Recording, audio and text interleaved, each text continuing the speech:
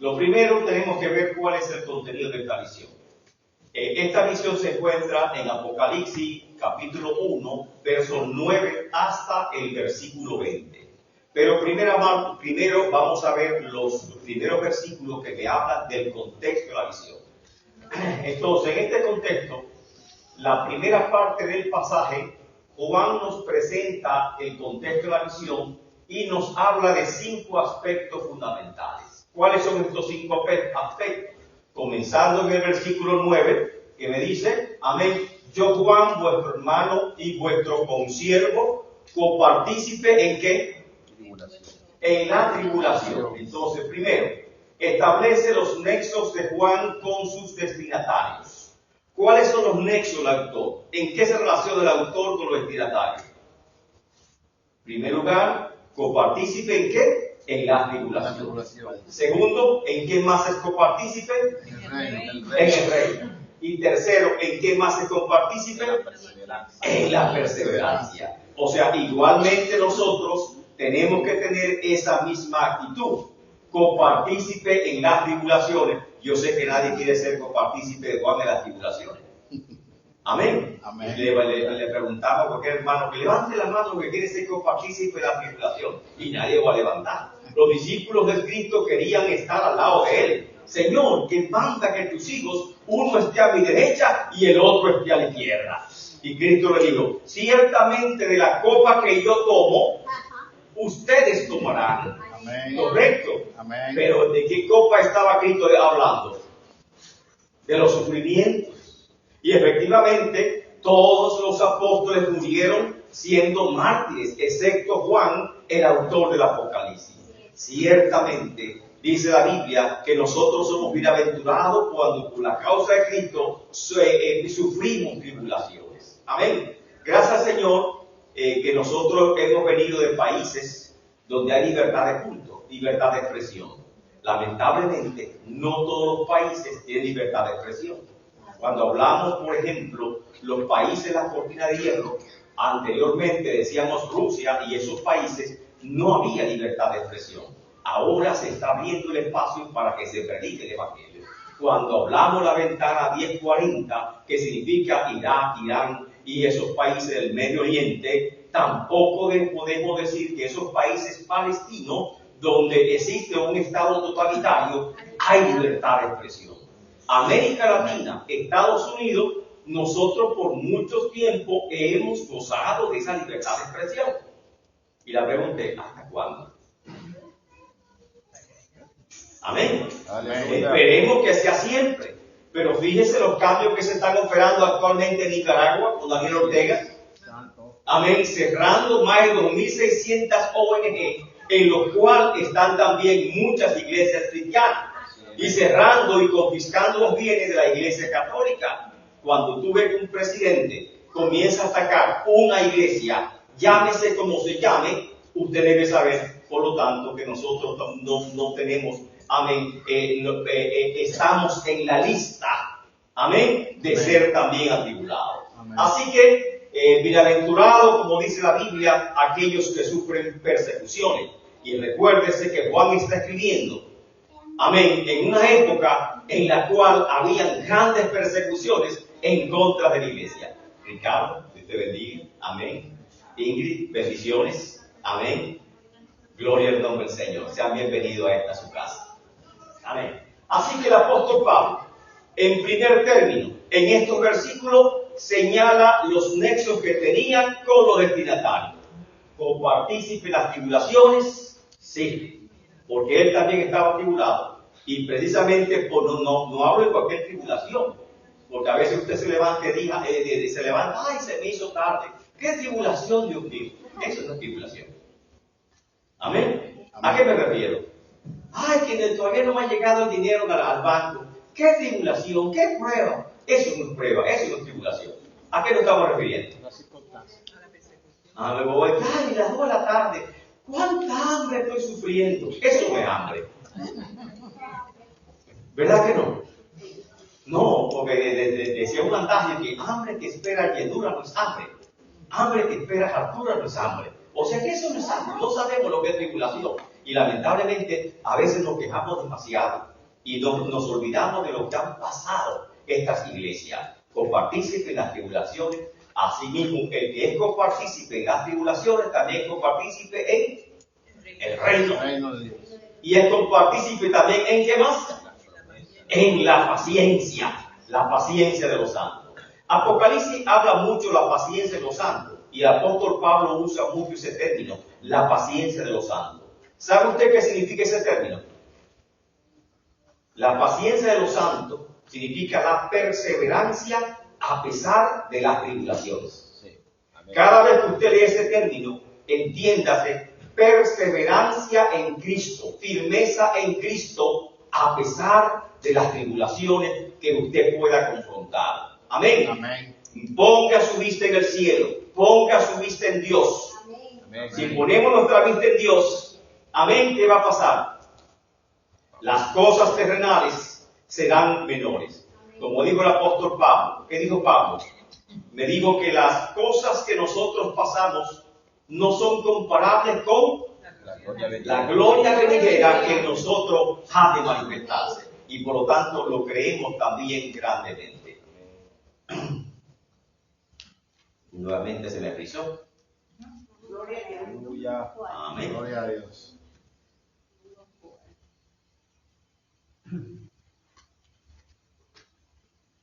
Perfecto, aquí está. Segundo, establece cuáles eran las condiciones de Juan. ¿Cuáles eran las condiciones? ¿Dónde estaba Juan? En la isla de En la isla de Patmos. ¿Por qué estaba en la isla de Patmos? Exactamente. Estaba yo en la isla llamada Patmos. Esas son las condiciones. ¿Dónde estaba? En la isla de Patmos. ¿Por qué estaba ahí? Por causa de la palabra. Amén. Por causa de la palabra de Dios y el testimonio de Jesucristo. Amén. En tercer lugar, establece el modo en que ocurrió la visión. Apocalipsis 1:10. Yo estaba en el Espíritu. ¿Qué significa yo estaba en el Espíritu? ¿Se refiere al Espíritu Santo o se refiere al Espíritu de Dios? Espíritu Santo. En el Espíritu Santo. Vamos a ver. Yo estaba en el Espíritu. ¿Aparece en el Espíritu con E mayúscula o aparece con E minúscula? Con E mayúscula. Con E mayúscula. Estaba en comunión con el Señor. Estaba en comunión con el Señor. En el Espíritu Santo. Correcto. Estaba en el Espíritu Santo del Señor. O sea, el Espíritu Santo le había dado como una especie de visión de éxtasis. Amén. La misma visión que tuvo el apóstol Pedro. Pedro tuvo una visión, un éxtasis. Amén. En Hechos capítulo 10, versículo 10. Correcto. Significa que él experimentó un éxtasis. ¿Qué significa éxtasis? Una visión. Amén. ¿Qué le pasó a Pablo cuando estaba, en la casa de un tal, amén, a Pedro, perdón, de un Pedro el curtidor? ¿Qué le pasó? Que recibió un éxtasis. Correcto. Y en ese éxtasis experimentó visiones. Igualmente dice, yo estaba en el Espíritu en el día del Señor. ¿Cuál es el día del Señor? Aquí hay una análisis teológico. Uno dice que se refiere al día de Jehová, grande y terrible, y que Juan fue llevado al día de Jehová en visiones para que lo viera. Otros dicen que no, que se refiere a un día de la semana específicamente. Y si es un día de la semana, ¿cuál sería? El domingo, como ya lo hemos dicho. No fue el día del Señor, no puede ser el sábado, porque el sábado los judíos lo llaman el Sabbat, y el Sabbat es el día de reposo, y se conmemora la vieja creación, o sea, la creación del universo, porque Dios cuando creó al mundo, descansó el séptimo día. Los cristianos comenzaron a guardar el domingo. ¿Por qué? ¿Por qué los cristianos comenzaron a reunirse los domingos? Porque ese día Jesucristo resucitó perfectamente. Ahora la pregunta, se nos dice que fue Constantino que cambió el sábado por el domingo. ¿Es eso cierto? Constantino, emperador Constantino, que declaró, amén, mediante un decreto en el 313, la tolerancia y el cese de las persecuciones de la iglesia cristiana. Amén. Y que él también, después de su conversión, declaró el domingo también como una observancia del día del Señor y no el sábado. Eso se nos dice. Pero sin embargo, ya la Biblia nos informa que la iglesia cristiana se reunía el primer día de la semana para partir la comunión, y que era costumbre de los cristianos reunirse el primer día de la semana y conmemoraban ese día, el día del Señor, porque ese día incluso se celebraba la comunión. Amén. Que decía, este es mi sangre, este es mi cuerpo, y por lo tanto era el día del Señor hasta el día de hoy. Así que esas son las circunstancias en que se encontraba Juan. En cuarto lugar, establece el orden de escribir, la orden de escribir la visión. Apocalipsis capítulo 10 al 11. Dice, y oí detrás de mí una gran voz como de trompeta. ¿Qué significa eso? Autoridad. Amén. Amén. Una gran voz como de trompeta significa autoridad. Y aquí estaba hablando de una persona que tenía autoridad. ¿Cierto? Amén. Sea un ángel, sea quien sea, él escuchó esa voz con autoridad. Una voz celestial. Una voz que venía desde el cielo. Amén. Escuchó él. Segundo dice, esta voz decía, ¿qué dijo la voz? Yo soy el alfa y el omega, el principio y el último. Yo soy, o la voz se identificó. Sí. Así que no tenemos duda en decir, ¿y quién será esta voz? ¿Un ángel? No. ¿El Padre? No. Él se identificó. ¿Quién hablaba con Juan? Yo soy el alfa y la omega. Yo soy el primero y el último. Amén. Esos títulos, ¿a quién pertenecen? A Jesucristo. ¿Y por qué se llama el alfa y el omega? El principio y el final. Y el final. ¿Qué significa el alfa y el omega? Principio. Alfa es la primera letra del alfabeto griego y la omega es la última letra. O sea, yo soy el primero y yo soy el último. ¿Y qué me dice si yo soy el primero y soy el último? Que Él es eterno, que no tiene fin. Amén. Yo soy el primero y el último. Amén. Y entonces, número 3, establece la orden. Escribe en un libro lo que ves. ¿Por qué tenés que escribirlo? Para que todos lo supieran. Para enviarlo a las iglesias. Para enviarlo a las iglesias. En forma de carta para poder enviarlo a las iglesias. Perfecto. ¿Qué más? ¿Qué edad tenía Juan aproximadamente cuando escribió este libro de Apocalipsis? Algunos 45 años. Estaba viejito, ¿verdad que sí? 96. Tenía sus 90 ya. 96. Amén. Pero en sus 90 estaba Juan ahí. Amén. Entonces, estas palabras, esta visión que estaba recibiendo, no podían caer al olvido. La mejor forma de preservar la revelación de Dios, ¿cómo es? Escrita. Escrita la escritura. Amén. Por eso mandó a Moisés a escribir. Sí. Y Moisés escribió la ley. Los 10 Por mandamientos. eso cuando Dios los 10 mandamientos, el primero que escribió fue el Padre. Y escribió las 2 tablas de la ley con sus propios dedos. Amén. Amén. Y se espera que nosotros podamos conservar esa palabra íntegramente sin alterarla. Y eso es importante, porque cuando es oral, cualquiera puede poner un poquito de ello, ¿verdad? Por ejemplo, el mandamiento que le dio Dios a Adán. De cierto os digo que no podrás comer de todo árbol. ¿Qué fue que le dijo? No, al contrario, dijo, de todo árbol podrás comer, menos. Pero ¿cómo lo interpretó Eva? Del prohibido no podía comer. Lo dijo inverso. No, porque el Señor ha dicho que no podemos comer de todo árbol. Óigase. O sea que exageró la prohibición de parte de Dios. Y muchas veces nosotros, cuando el mandamiento es oral, muchas veces podemos adulterarlo. Y Dios no quiere que nosotros adulteremos su palabra, sino que la creamos tal y como está. Él es específico. Número 5, establece a quién debían ser enviada este libro. ¿A quién debía ser enviada? La iglesia.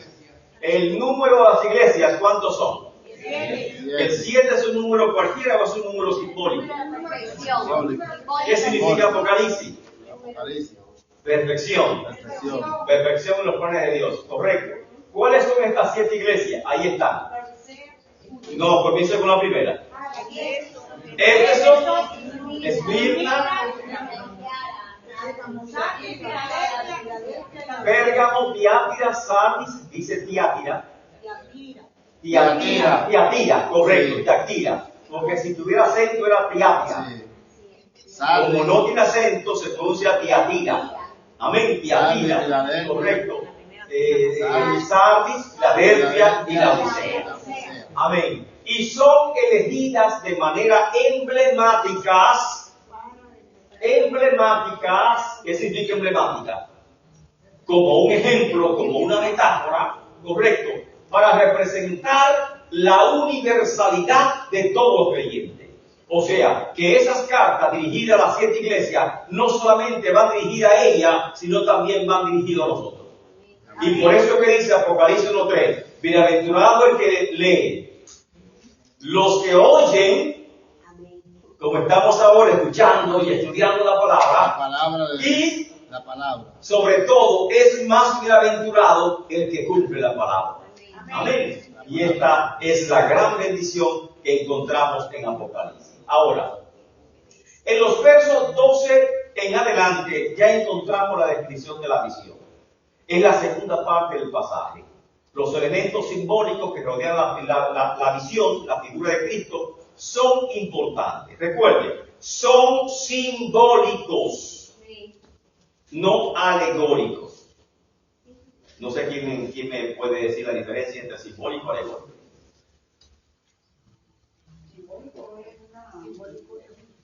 Simbólico es un símbolo cuyo significado está en la Biblia y yo no puedo inventar un significado distinto al que ya está establecido en la Escritura. El bronce, juicio. El oro, realeza. Ya tiene significado. Ya tiene significado. Los 3 regalos que Cristo recibió cuando estaba en el, recién nacido, ¿cuáles fueron los 3 regalos? ¿Quién recuerda? Oro, realeza. Incienso. Incienso es sacerdocio, ministerio sacerdotal. Mirra es profecía. O sea que Cristo como rey, Cristo como profeta y Cristo como sacerdote. Y estos regalos son simbólicos. Amén. Ahora, si yo digo alegórico, ¿qué me estoy refiriendo? ¿Acaso no es lo mismo?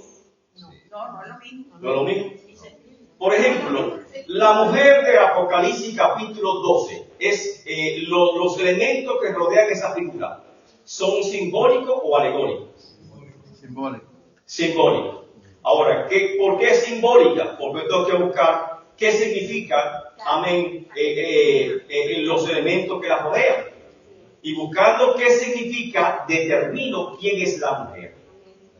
Y con los símbolos determino, como tenía 2 estrellas, me está hablando que no puede ser los 12 apóstoles, porque Cristo no nació de los 12 apóstoles, al contrario, fue al revés. Amén. Él hizo los 12 apóstoles. Entonces podría ser entonces las 12 tribus de Israel. Y si voy al Génesis, veo que esos símbolos se adaptan perfectamente al pueblo de Israel en la visión que tuvo José. Amén. Entonces digo, estos símbolos corresponden y me identifican a esta mujer como Israel. Pero yo lo pongo alegórico. No es alegórico. Esta mujer, vestida de sol, con la luna debajo de sus pies, es la Santísima Virgen María. Alegórico. No estoy buscando el significado de los símbolos. Yo estoy diciendo quién es porque entiendo que es una alegoría. Me está hablando de María, que está en el cielo, que es diosa, la madre de Dios. Y esto es que significa. Así que cada vez que usted lea este pasaje, piense en la Virgen María como está en el cielo glorificada. Amén. Eso fue alegórico. Amén. ¿Correcto? Amén. Porque si busco el significado real, no me va a dar eso. No. Amén. Entonces los dos testigos, simbólicamente yo busco los elementos. ¿Quiénes son los dos testigos? Que están en Apocalipsis capítulo 11. Entonces simbólicamente dice, comienzan a ver su ministerio, que paran el sol, que paran la lluvia, que esto, lo otro, y dice, wow, tiene un ministerio semejante al de Elías, tiene un ministerio semejante al de Moisés, de las 12 plagas. Entonces, ¿quiénes son? Y comienzo a buscar el significado de los elementos que lo rodean. Pero si lo pongo alegórico, digo, no, son dos naciones. Es Israel y Estados Unidos, que durante la gran tribulación van a predicar a Jesucristo. ¿Quién dijo eso? Yo estoy inventando una interpretación, alegorizando. ¿Correcto? Entonces, en Apocalipsis le doy esta clave. No alegorice. Busque el significado de los símbolos para que comprenda correctamente cuál es su interpretación. Todo aquel que entra a alegorizar el caballo rojo, oh, eso es Rusia. El bloque comunista, porque tiene el símbolo de rojo. El caballo de negro, de la espada, eso es Lenin. No te pongas a inventar, la Biblia no dice eso. Amén. Nosotros estamos atribuyéndole significado a texto que no lo tiene. Eso es alegorizar. No alegorice con Apocalipsis. Busque su significado, amén, simbólico, amén, que están ya en la Biblia. Ahora, ¿cuáles son? Estaba en medio de 7 candeleros de oro. ¿El candelero de qué es símbolo en el Antiguo Testamento? Luz. El candelero, la luz, era símbolo de la ley, era símbolo de testimonio. Y me habla de testimonio, como dijo Cristo. No se pone la lámpara debajo de una mesa, debajo de un almud, sino que se coloca arriba. Así alumbre vuestro testimonio delante de los hombres. ¿Correcto? Y él dijo, yo soy la luz del mundo. El que viene a mí no está en tiniebla. Así que la luz es la palabra. La luz, amén, es la iglesia que da testimonio de esa palabra. Amén. Entonces, me está hablando ya de un elemento simbólico, el candelero. ¿Y de qué el candelero está hecho? De oro. ¿Y qué es el oro? La luz. No, ¿el oro qué significa? Pureza. Pureza, ¿qué significa? Realeza, pureza, exactamente. Pureza, realeza. Tenía en su diestra, ¿qué es su diestra? Derecha. Su mano derecha. Porque la siniestra es la mano izquierda. Pero no era la mano izquierda. ¿Lo tenía qué? Al lado. A su derecha. Cuando clamaban a Dios, ¿clamaban por la diestra o por la siniestra? La diestra. Por la diestra. Tu diestra está extendida. Es el brazo de poder, el brazo de autoridad, el brazo de fortaleza. Amén. Y esa es la diestra, simbólicamente hablando. La diestra es el brazo de poder, el brazo de fortaleza. En su diestra, en el brazo del poder, que dice, y yo la tengo en mis manos y ninguno podrá arrebatarla de mis manos. O sea, sus vidas están en mis manos, son mis ovejas y están en mis manos. Y cuando yo tengo en mi diestra, porque es la mano de la fuerza, amén, nadie podrá arrebatarla de mis manos. ¿Qué tenía en su diestra? 7 estrellas. 7 estrellas. Wow, 7 estrellas. ¿Qué simbolizan las estrellas? Amén. Vamos a ver. De su boca salía, ¿qué salía de su boca? Es una visión rara, ¿verdad? ¿Qué salía de su boca? ¿Qué significa la espada aguda de doble filo? La palabra. ¿Y qué más significa? Juicio. Aleluya. Así que esa visión que salía de su boca, una espada aguda de doble filo, ya me estaba hablando, amén, de juicio, que él venía para juzgar. Amén. Definición de Jesucristo glorificado. Si leemos Apocalipsis 3:16 decía, y en medio los 7 candeleros, a uno semejante a quién. Al Hijo del Hombre. ¿Qué significa esa palabra? Semejante al Hijo del Hombre. A Jesús. ¿Qué es el Hijo del Hombre? Al Hijo de Dios. Ese es un título que Jesucristo asumió como él, ¿verdad? Sí. Hijo de hombre. El Hijo del Hombre. El Hijo del Hombre. Sí. Amén. Semejante al Hijo del Hombre. Correcto. ¿Cómo está vestido? Su ropa. Una ropa hasta los pies. Correcto. Su cabeza y sus cabellos eran blancos como blanca lana, como nieve. Sus ojos como llamas de fuego. Tenía en su diestra 7 estrellas y de su boca salía una espada aguda de 2 filos y su rostro era como el sol cuando resplandece. ¿Correcto? Sí. Entonces vamos a ver esta imagen que está ahí, este cuadro que les preparé, hace un resumen de esa visión. La visión de Cristo en la isla de Patmos. Mira, ahí está. Su presencia, uno semejante al Hijo del Hombre. Correcto. Vestido. Perdón. ¿Cómo estaba vestido? Blanco. Vestido con una ropa larga que llegaba hasta los pies. ¿De qué color era? Blanca. Blanca. Correcto. ¿Y esa ropa blanca qué significa? ¿Qué significa el blanco en la Biblia? Pureza. Con una ropa blanca que llegaba hasta los pies. Miren la imagen acá también. Hasta los pies llegaba la ropa blanca. Correcto. Su cabeza y sus cabellos, ¿de qué color eran? Hasta ahora va bien todo, ¿verdad? Su rostro era refulgente como el sol. Nos recuerda mucho el rostro de Moisés cuando bajaba el Sinaí. Refulgente como el sol. Me recuerda más cuando Cristo fue transfigurado en el monte de la transfiguración. Amén. Que su rostro era refulgente como el sol. Sus ojos como llama de fuego.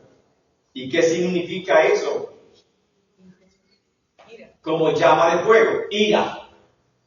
Entonces, nos está indicando esta visión que Cristo viene ¿a qué? A juzgar.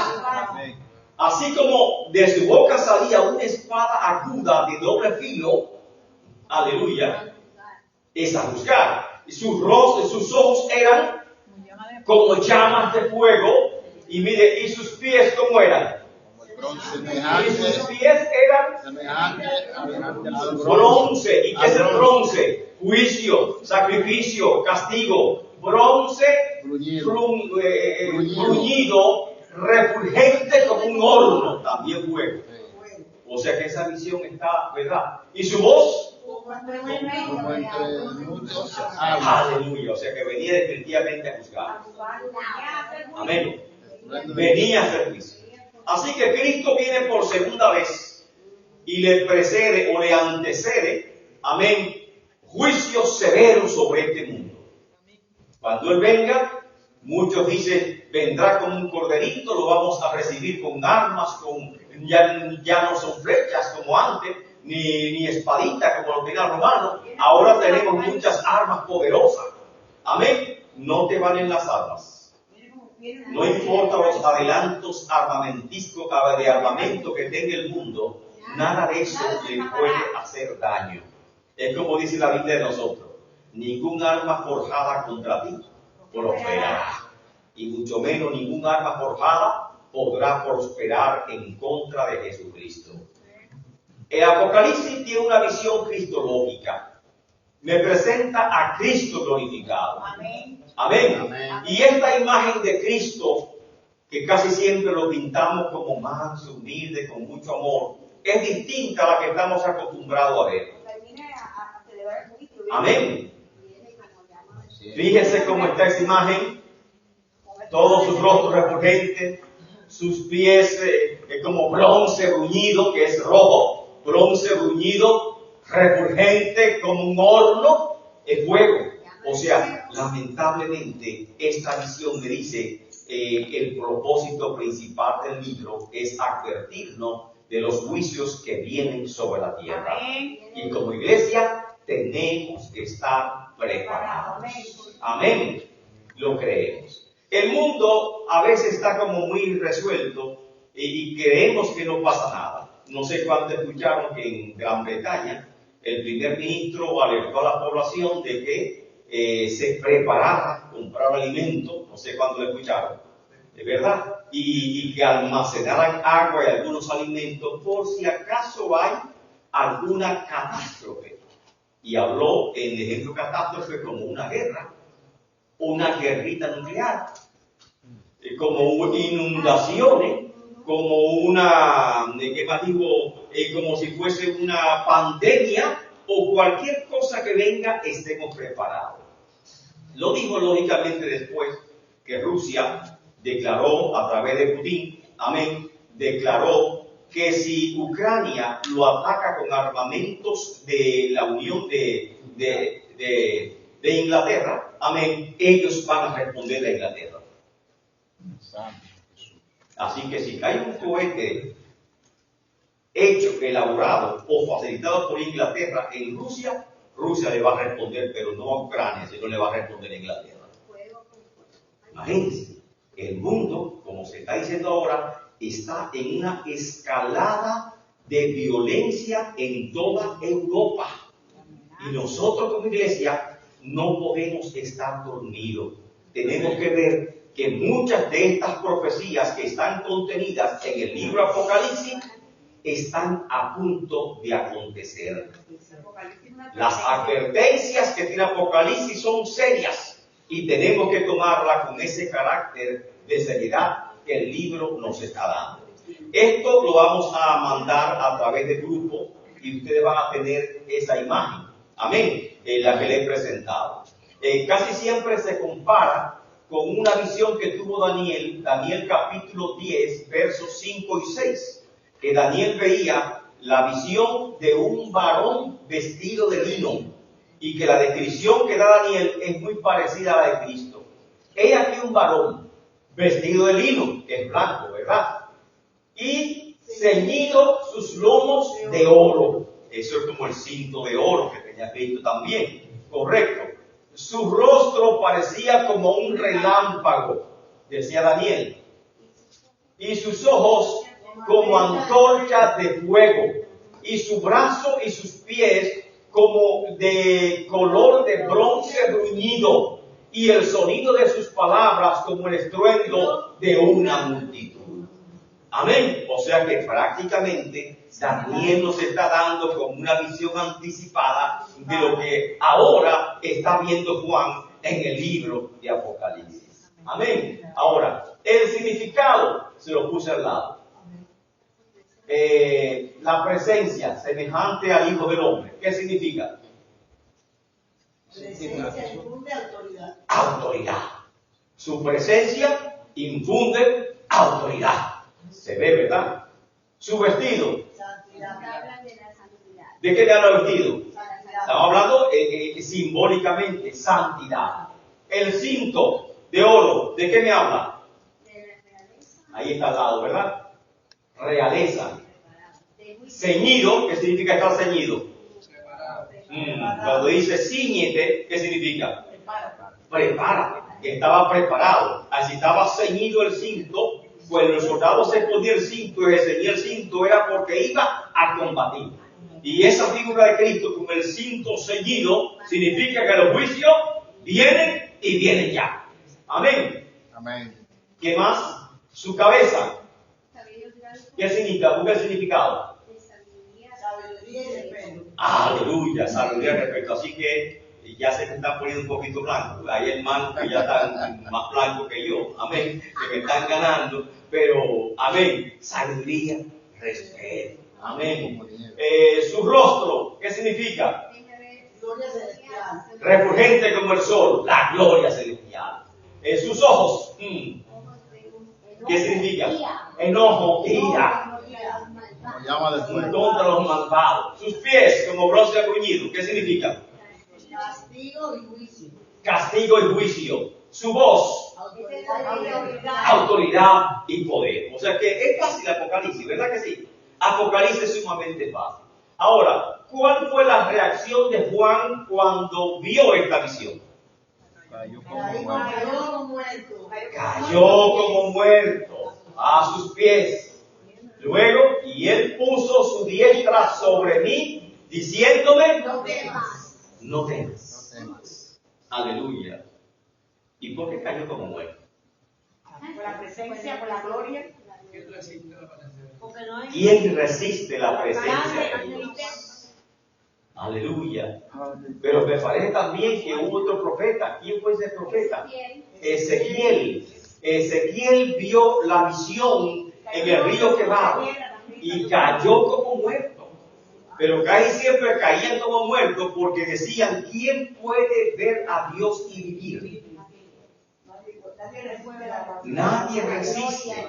Y cuando cae como muerto decía, ya estoy muerto. No sé si hace tiempo que me morí ahora, pero yo estoy muerto.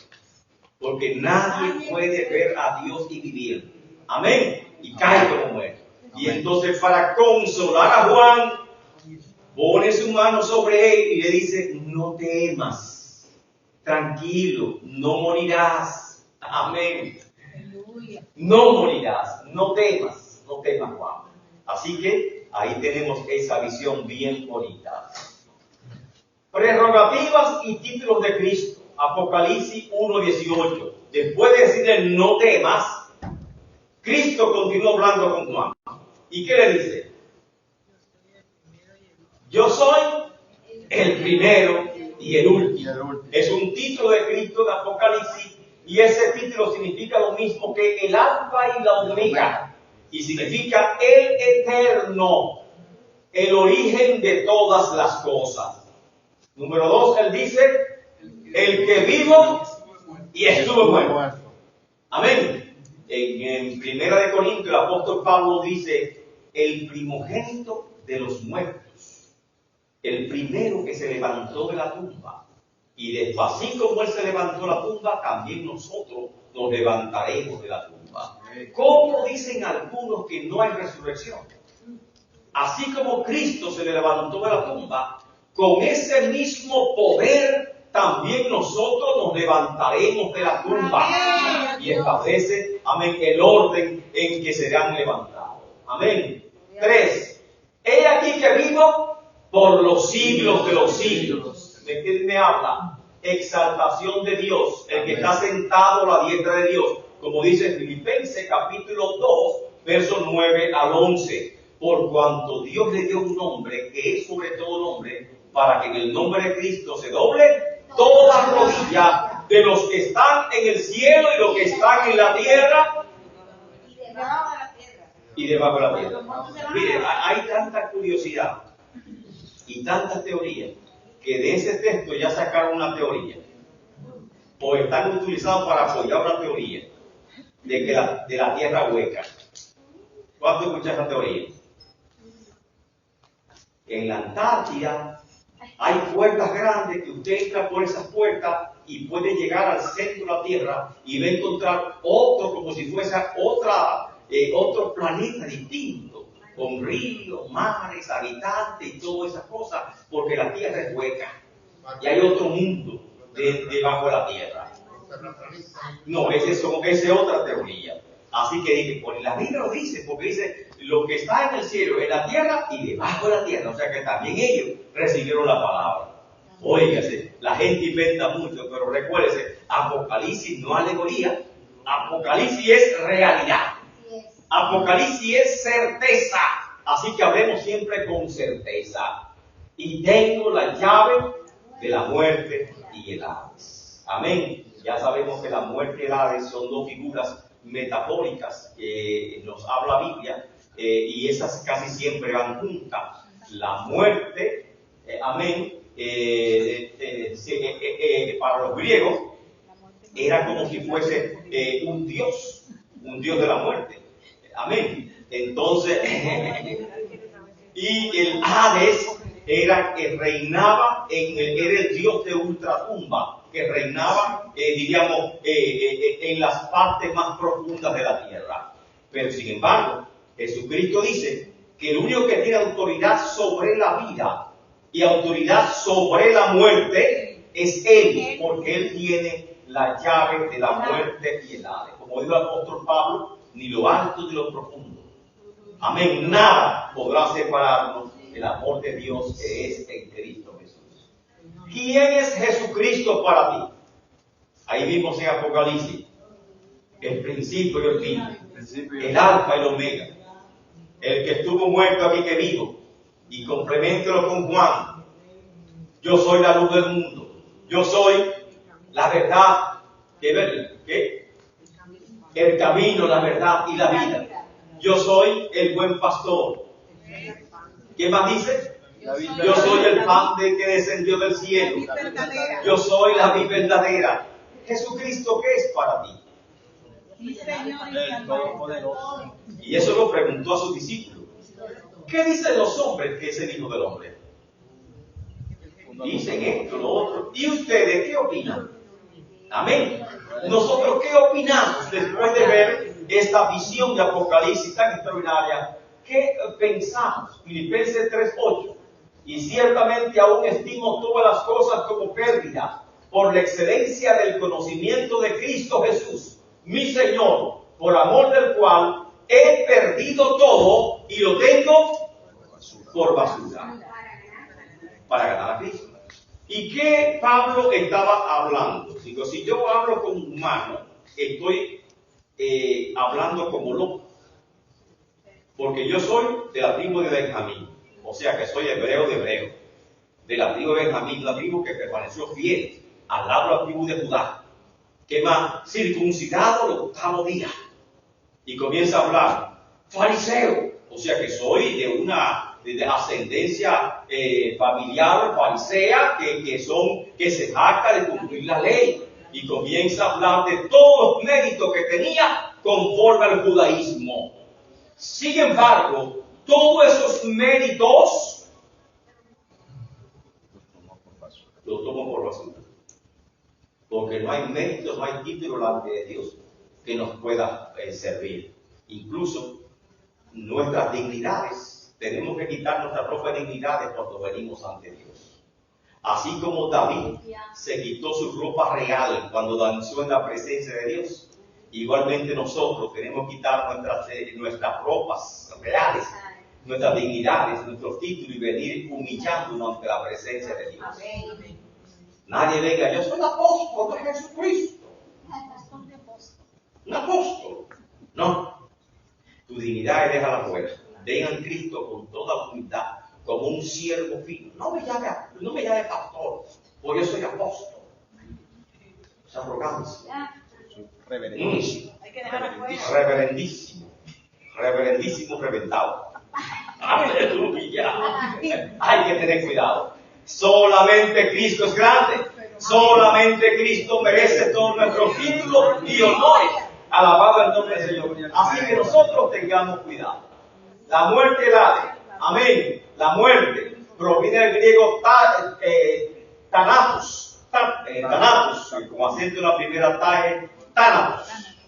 Oye, esos acentos son una lucha. Thanatos. Personificación de la muerte. Es también un estado del cual los antiguos judíos pensaban ellos, jamás se regresa de la muerte. El Hades, del griego Hades, lo oculto, era el dios del inframundo, el cual estaba asociado con la muerte. Hades representa el lugar o la morada de los muertos. ¿Y qué significa esto? Estas figuras simbólicas del mar, la muerte y el Hades, que vienen a arruinar y a envilecer al hombre, ya no tienen autoridad sobre el creyente, pues Cristo los despojó de todo su poder y ahora les da vida eterna a todos los que creemos en su nombre. Amén. La muerte y el Hades no tienen autoridad sobre nosotros. ¿Dónde está, oh muerte, tu victoria? ¿Dónde está, oh sepulcro, tu aguijón? Dijo el apóstol Pablo. Amén. Y lo creemos nosotros que el aguijón de la muerte es el pecado. Y Cristo venció la muerte muriendo. Amén. Amén. Ahora, vamos a dejar el Hades y la muerte, eso lo tuviste en su casa. Apocalipsis 1:19, que lo hemos visto varias veces, es, amén, el versículo clave para nosotros interpretar todo el libro. Me dicen cómo está dividido el libro de Apocalipsis. Escribe las cosas que has visto, la visión. Y la que son. Escribe las cosas que son, capítulos 2 y 3, el mensaje de las 7 iglesias, lo que ellos estaban atravesando. Y escribe las cosas que han de ser después de estas. Es decir, después de la iglesia, ¿qué va a pasar en el mundo? Aleluya. Después que la iglesia sea arrebatada, ¿qué va a pasar en el mundo? Amén. Y ahí la tenemos. Apocalipsis 1:20 me da el significado de los símbolos que encontramos en la visión de Cristo en la isla de Pacto. ¿Cuáles son? ¿Qué significan los 7 candeleros de oro? 7 iglesias. 7 iglesias. ¿Y qué significan las 7 estrellas? Esos ángeles, 7 ángeles de las 7 iglesias. Ángeles. Los pastores. Los pastores de las 7 iglesias. Entonces, eso guarda relación con la visión que tuvo Daniel 12:3. Y Daniel 12:3, ¿qué me dice? Los entendidos resplandecerán, es una metáfora, como el resplandor del firmamento. ¿Qué más? Y los que enseñan la justicia, porque a eso están llamados los pastores, a ser entendidos y a enseñar la justicia, amén, a la multitud, como estrellas a perpetua eternidad. Así que el símbolo está perfectamente elegido y es bíblico. Las 7 estrellas son los 7 ancianos, los 7 obispos, los 7 pastores, los 7 ángeles o enviados que Dios ha colocado en cada una de estas iglesias en Asia Menor. Amén. Y ahí concluimos lo que es el capítulo 1 de Apocalipsis. Y si me pueden poner la siguiente unidad, se lo agradezco. La número 3. Amén. Y en esta unidad le voy a dar la clave. Sí, tengo tiempo. Aleluya. Le voy a dar la clave de cómo usted puede interpretar el mensaje de las 7 iglesias. Capítulos 2 y 3 de Apocalipsis. A veces es difícil interpretarlo. Amén. Pero hay claves. Hay formas de hacerlo. Y eso es importante. ¿Cuáles son estas claves? Vamos a ver.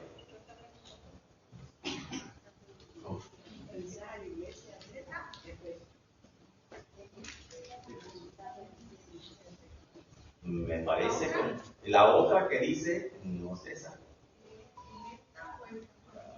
No es esa. No es esa. Esa fue la que pasamos. Mensaje a Efesios.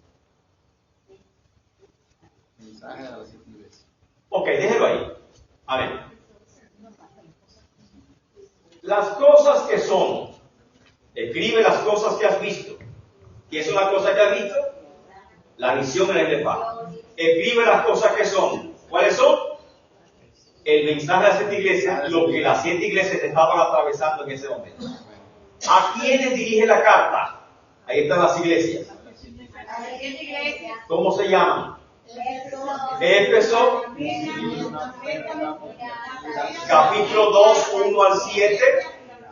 Esmirna, Pérgamo, Tiatira, Sardis, Filadelfia y Laodicea. ¿Dónde estaban ubicadas? En Asia Menor. Actualmente Turquía.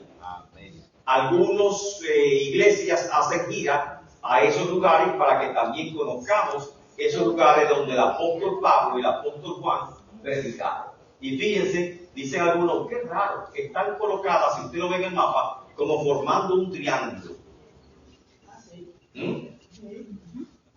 Miren cómo está. Éfeso, Esmirna, Pérgamo, Tiatira, Sardis, Filadelfia y Laodicea. Amén. Miren cómo están colocadas. Amén. Lo que están viendo lo tienen que buscar en su Biblia o un mapa bíblico y buscar dónde estaban ubicadas las 7 iglesias del Apocalipsis. Amén. Ahora, hay 3 escuelas de interpretación o 3 formas de interpretar el mensaje de las 7 iglesias. Esta es la primera clave. Usted toma la clave y ya sabe usted misma cómo interpretar el mensaje de esta iglesia. Número 1, literal. ¿Qué significa literal?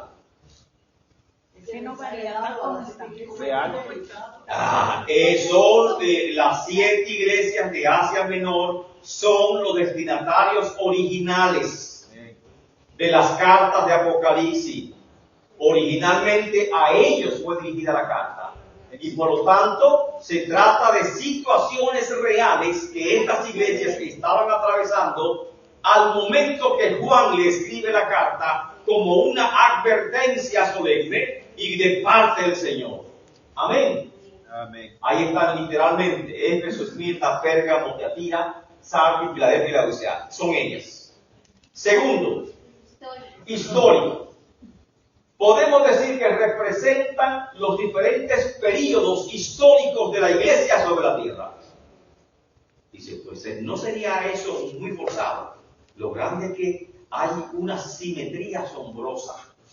Asombrosa porque incluso corresponden hasta en el nombre con cada periodo de que ha pasado la historia de la iglesia. Yo sé que los del primer siglo y segundo siglo no notaron esta coincidencia tan grande que había en los nombres de cada iglesia. La situación de cada iglesia que representa perfectamente los periodos que la iglesia ha atravesado. Eso fue una coincidencia enorme. Y esa coincidencia, bueno, alguien notó esa coincidencia y digo, pero qué coincidencia tan grande. Parece como que Dios ya sabía la historia, lo que iba a pasar a la iglesia y dejó una carta, un mapa, advirtiéndonos a nosotros lo que iba a acontecer con la iglesia en el futuro. Nos estaba revelando en esos 7 mensajes lo que iba a acontecer con la iglesia en el futuro. Esa es la segunda forma de interpretarla.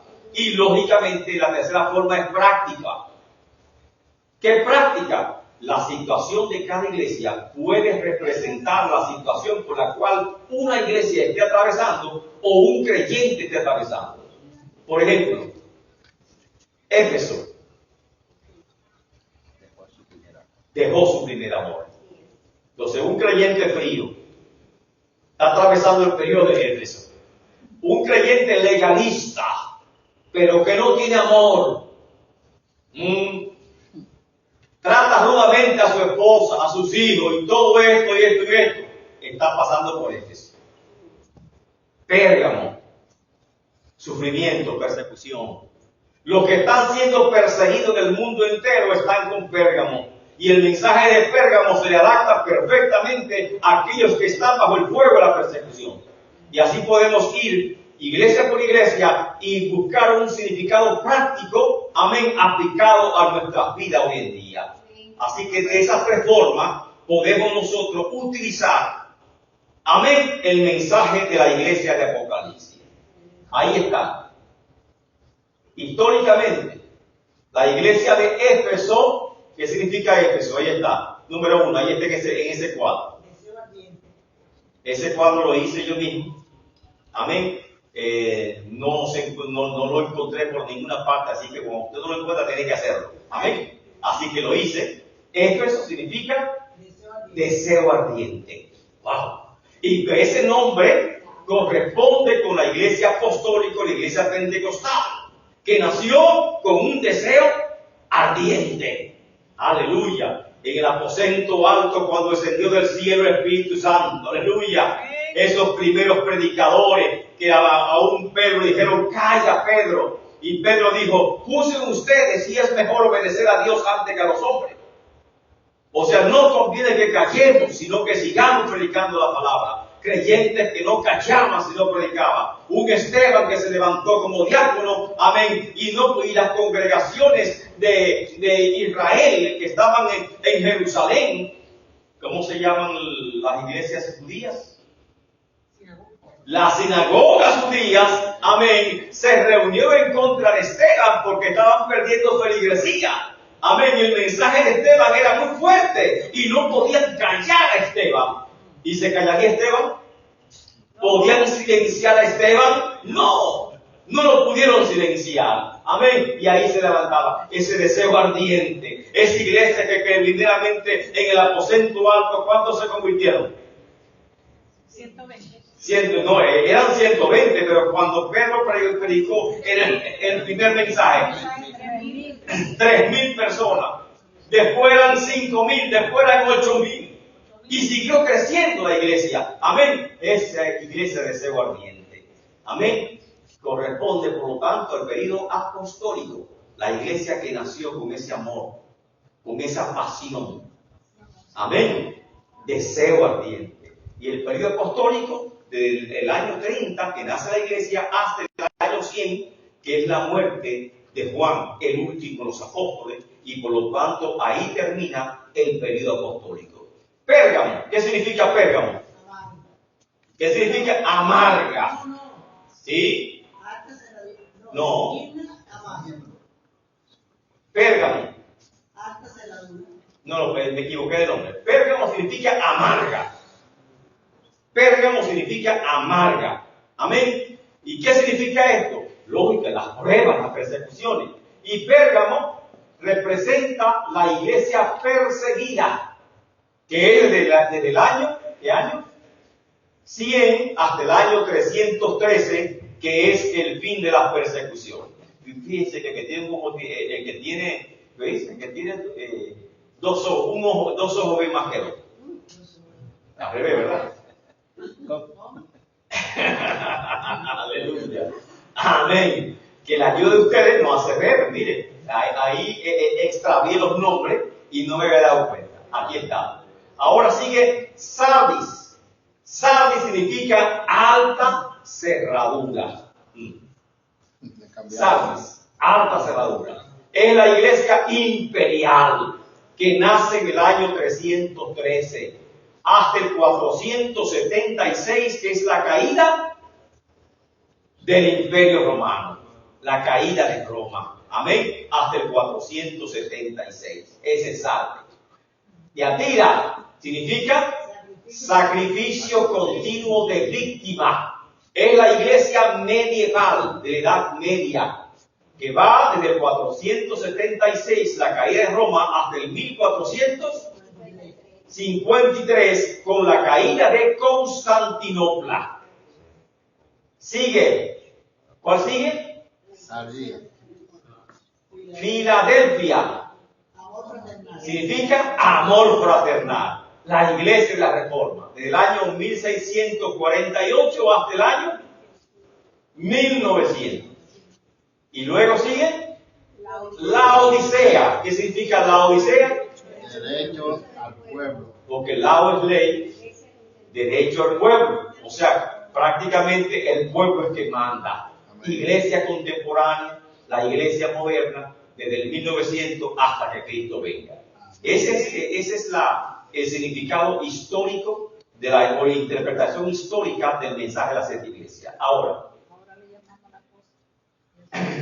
ya hemos visto que Apocalipsis tiene que es un modelo simétrico.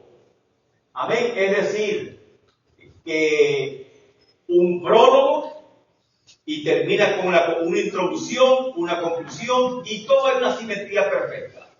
Esta simetría también la vemos en el libro, en las cartas a la Santa Iglesia. Por ejemplo, la carta de Éfeso comienza en el versículo 1.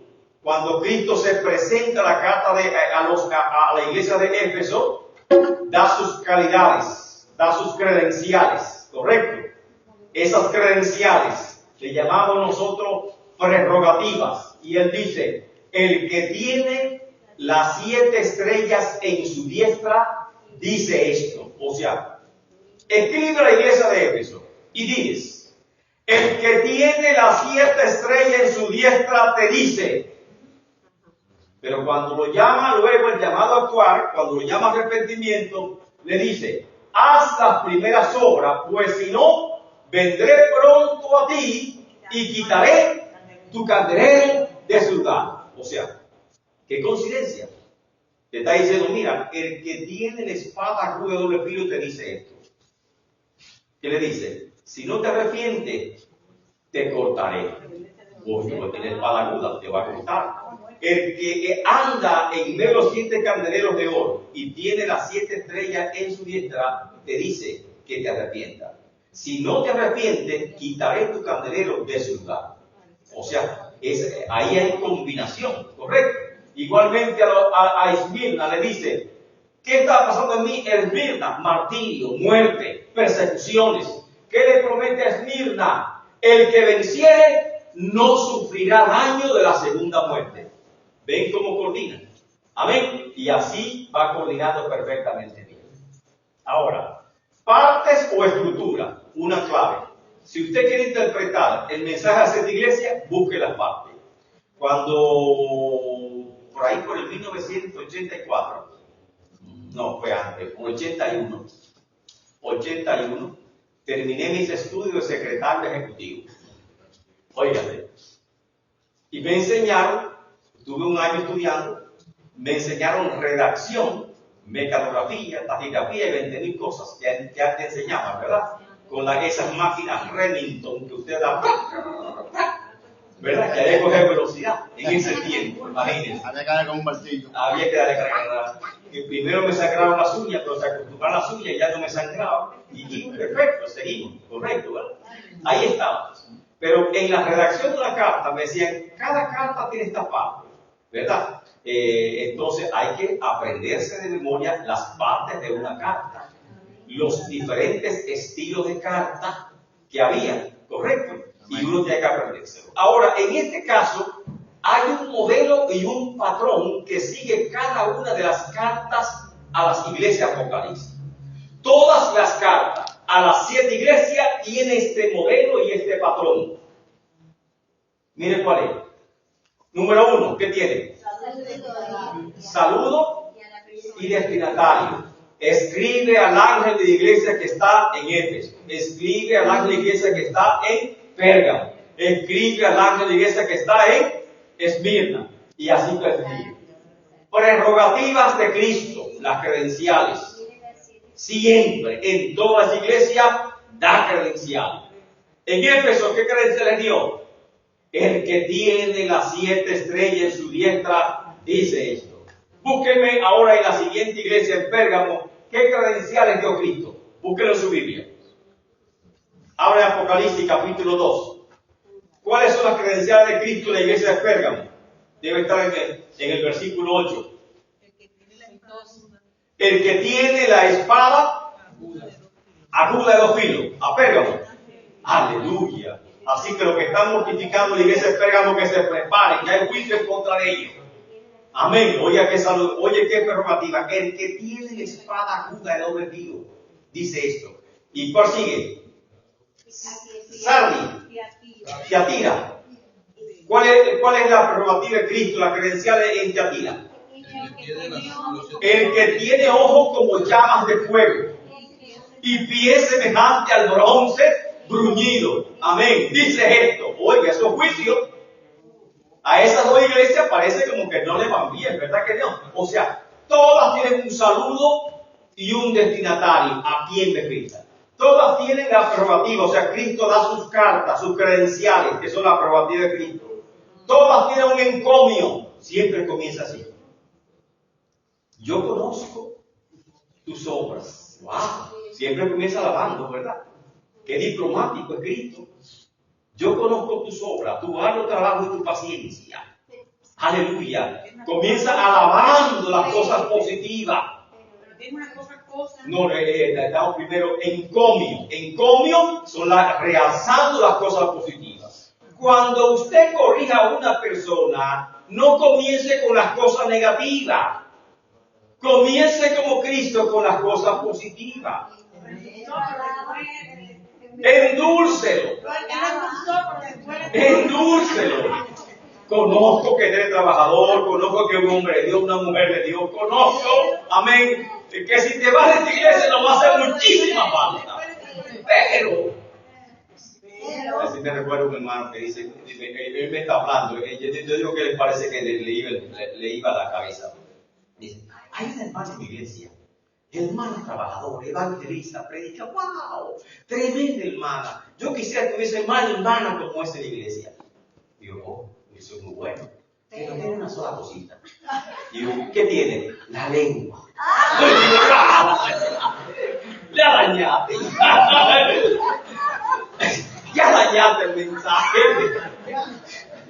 Dañó el mensaje. Amén. Ese pero, oiga, parece que tumba todo lo demás. Hay que tener cuidado con ese pero. Con lo que viene después. Así que saludo. Prerrogativas, encomio, la parte positiva de la iglesia, o sea, las fortalezas de la iglesia, la está presentando. Luego viene la censura, ese es el pero. Pero se llama censura. Amén. O sea, eso es lo que Cristo está corrigiendo. Y luego tiene un llamado a actuar. Después de la censura, la censura fue, pero has dejado tu primer amor. Ahí viene la cosa. Ahora viene el llamado a actuar. Por lo tanto, arrepiéntete y haz las primeras obras. Ese es el llamado a actuar. Porque si no, vendré pronto a ti y quitaré tu candelero de su lugar. Mire, si Cristo no está en tu iglesia, no hay nada, está vacía. Significa que si quitó el candelero, la iglesia será destruida. Y igualmente eso pasó con la iglesia de Éfeso. Parece como que no se arrepintió. Amén. Y fue destruida. Después del llamado a actuar está la promesa a los vencedores. El Espíritu dice esto. El que tenga oído para oír. Pues no sé para qué usted tiene el oído, pero no sé para qué la dice la Biblia así. El que tenga oído para oír. Amén. Oiga lo que el Espíritu dice a la iglesia. El que venciere, yo le daré. Y hay que ver cuáles son las 7 promesas para la iglesia. Amén. Así que busquen cada carta del libro de Apocalipsis, capítulo 2 y 3, cada una de estas partes en cada iglesia. Amén. Y usted va a saber la interpretación del mensaje de cada una de ellas. Son 6 partes. Saludo y destinatario. Prerrogativa de Cristo, te presenta sus credenciales. Encomio. Y fíjense, hay iglesias que no tienen encomio.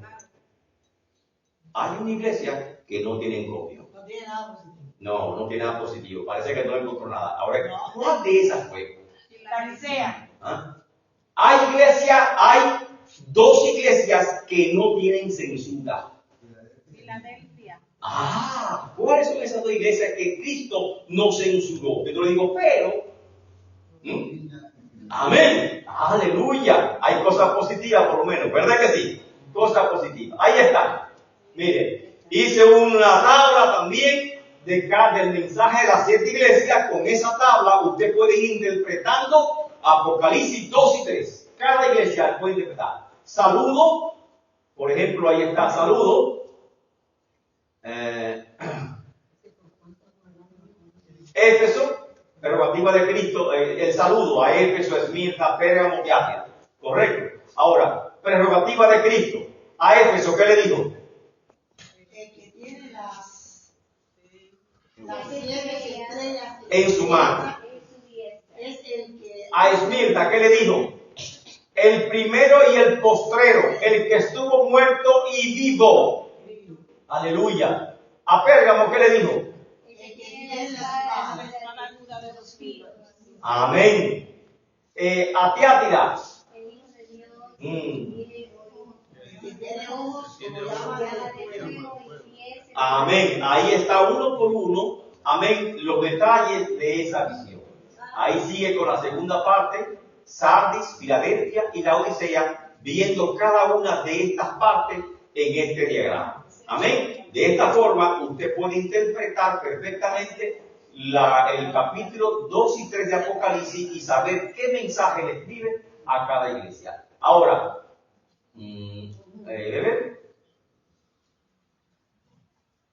la escuela práctica, le dije que hay 3 formas de interpretar la carta. La primera literal, correcto. literalmente la situación que cada uno estaba atravesando. La segunda forma es histórica, que cada iglesia representa un periodo de la historia de la iglesia. Y la tercera forma es práctica, que significa que yo puedo aplicar y tomar esa enseñanza, ese mensaje, si se aplica a mi vida. ¿Correcto? Éfeso, una iglesia estricta, ortodoxa, celosa, formalista, pero fría, sin pasión. Así que si estamos en esa etapa, tenemos que escuchar el mensaje de Dios a Éfeso.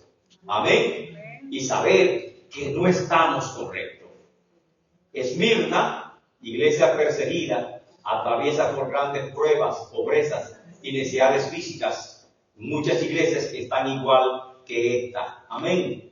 Pérgamo, iglesia mundana, la vida de la iglesia es cuestionada, su pureza, su integridad. Ahí la iglesia se mezcla con el mundo. Y cuando usted ve una iglesia como Pérgamo, usted dice, la cosa está mal. Tiatira, iglesia tolerante, iglesia complaciente. ¿Verdad? Que parece a veces como que estuviésemos en Tiatira, ¿verdad? Complaciente, iglesia inclusiva. Todo entra, no importa, ¿verdad? Que se contamina con la falsa doctrina, con la idolatría, la herejía que entran en la iglesia. Sardis, iglesia que pierde su unidad. Aparecen las denominaciones y proliferan las divisiones dentro de la iglesia y los grupos dentro de la iglesia. Filadelfia, una iglesia misionera, esa no tiene reproche. Amén. Que responde a su llamado y enfrentando su desafío. La Odisea, la iglesia muerta, pobre, desventurada, una iglesia que pierde su visión y que perdió su identidad con Cristo. Es la iglesia apóstata. La iglesia apóstata, lamentablemente. Amén. Proféticamente hablando, nos encontramos en la Odisea. Amén. Y que la iglesia del fin de los tiempos, lamentablemente, estamos en la iglesia apóstata que vemos de todo. Días pasados vi un transexual en la iglesia en video de línea hablando en lengua. Y otro, aún con su barba masculina, vestido de mujer, cantando y alabando. Wow. Una parte de la iglesia metodista libre se dividió y ahora ahí se llama metodista libre inclusiva porque ellos creen en el matrimonio homosexual y sus pastores están casando y se están casando también. Digo yo, ¿qué? Esa es la Odisea. Eso es lo que estamos viendo en la actualidad. Estamos en la Odisea, hermano. Así que veremos muchas cosas. Nosotros que estamos un poquito alejados de ese mundo, casi no observamos lo que está pasando. Pero están pasando muchas cosas. Amén. Un transexual llamado el Shakiro, ese está dando curso de danza a iglesias evangélicas que quieren aprender danza a los niños. Y muchos niños lamentablemente lo están dañando porque lo están poniendo a danzar con baile femenino desde pequeño. Y cuando ya están grandecitos, amén, parecen más hembras que varones. O sea que lo están dañando. Y eso es en las iglesias porque tenemos que abrir los ojos de las cosas que están ocurriendo en la actualidad. Amén. O sea que tenemos que abrir nuestros ojitos para que no nos pase esto. Ahora, las promesas a los vencedores de esta iglesia. A Éfeso, ¿cuál fue la promesa de Éfeso? Le daría a comer del árbol de la vida. A Esmirna, no sufrirá daño de la segunda muerte. A Pérgamo, le daría a comer el maná escondido. Tiatira, correcto. Sardis, Filadelfia, la Odisea. Amén. ¿Vieron qué linda? esas promesas son para ti y son para mí. Amén o no.